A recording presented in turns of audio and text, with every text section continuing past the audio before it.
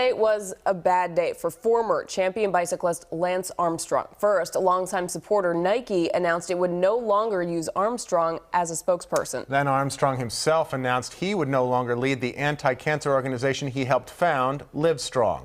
For years, accusations about Armstrong using performance-enhancing drugs abounded. Finally, earlier this month, the U.S. anti-doping agency stripped Armstrong of his 7 Tour de France cycling titles. The organization cited blood tests and testimony of Armstrong's teammates. In the face of the controversy, Armstrong decided he could no longer be chairman of Livestrong. Obviously, there have been a lot of issues in the news recently, and Lance's feeling was that in order to protect this organization, its mission, and its service that it provides to people affected by cancer, the best thing to do was to step away as its head. And Newswatch 16's Peggy Lee spoke with a cyclist today who has ridden with Lance Armstrong. She joins us now with that. Peggy. Well, that's right, guys. We spoke to a manager at a bike shop in Luzerne County who used to race bikes professionally. He even raced with Lance Armstrong. Now, he says even with the doping fallout, he feels the Livestrong charity will continue to be supported. The rider looking up at me is Tyler Hamilton. He was one of the ones accused, and he's accusing Lance. Philip Cavell spent 3 years in the late 1990s as a professional racer, during which time he raced with famed cyclists and Tour de France champs Lance Armstrong and Tyler Hamilton.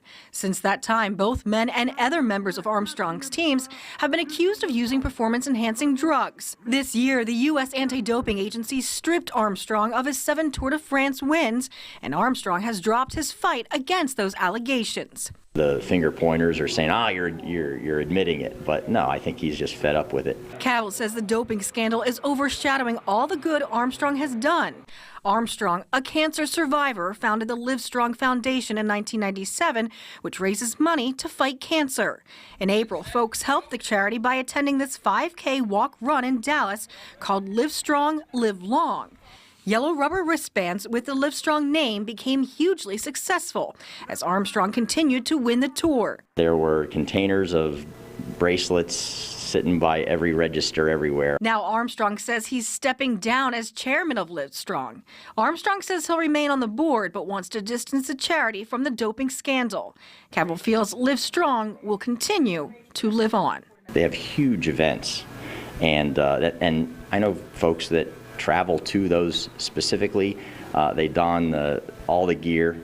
You know, it's part of who they are now because it's helped them through their hard times. Now, we received a statement from the American Cancer Society on the Livestrong Foundation. The society says it shares a mission with Livestrong to reduce global suffering from death and cancer. Reducing suffering and death from cancer is a moral imperative, and Livestrong's contribution is sorely needed. So hopefully this group will continue to move on and do the work that it's been doing for years. All right, Peggy, thank you. Thank you.